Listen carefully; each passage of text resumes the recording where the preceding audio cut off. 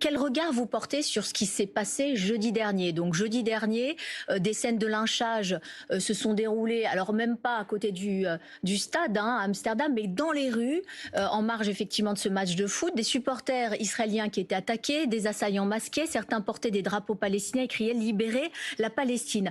Benjamin Haddad, qui est le ministre des Affaires chargé de l'Europe, parle de chasse aux juifs. Comment vous qualifiez les choses? Est-ce que ce sont des actes antisémites? Je pense qu'il faut se garder de diluer la gravité des références qui ont été utilisées pour parler de ces événements. Non mais déjà, clairement, la référence, est-ce que ce sont pour vous déjà des actes antisémites? Non, écoutez, les autorités policières qui ont arrêté un certain nombre de personnes vont déterminer la nature de ces actes. Il y a des témoins qui expliquent que c'était des guet-apens, que c'était prémédité avant même le début du match. Il y a un certain nombre de témoignages, vous les avez peut-être vus sur les réseaux sociaux, j'espère que votre chaîne en a rendu compte aussi, qui montrent comment avant, pendant et après. Est-ce que ça justifie un lynchage? Enfin, Madame Bouygues, bien sûr qu'il y a eu des propos aussi racistes des supporters, mais est-ce que ça justifie une ratonnade? Est-ce que ça justifie qu'on jette à l'eau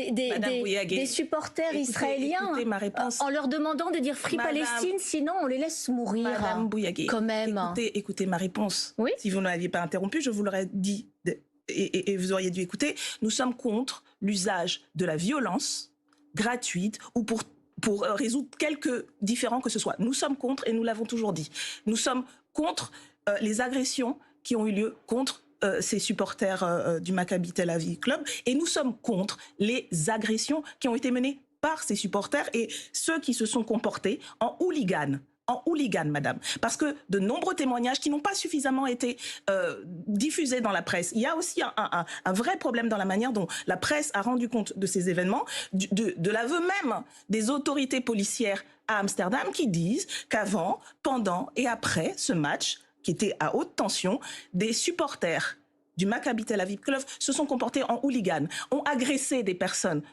Trouvez-vous que ce soit normal d'agresser deux personnes, de vandaliser, de chanter des slogans racistes, anti-arabes et anti-palestiniens, de faire de l'apologie de crimes de guerre? Je vous parlais là des enfants. Je vous ai parlé des enfants palestiniens.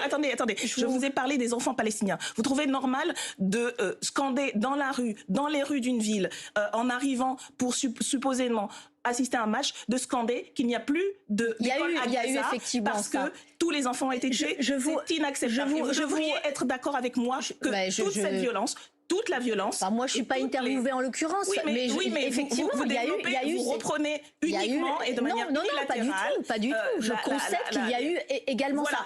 Mais je vous retourne la question. On est d'accord que tout cela est inacceptable. Que toutes les violences sont inacceptables. Je vous retourne la question.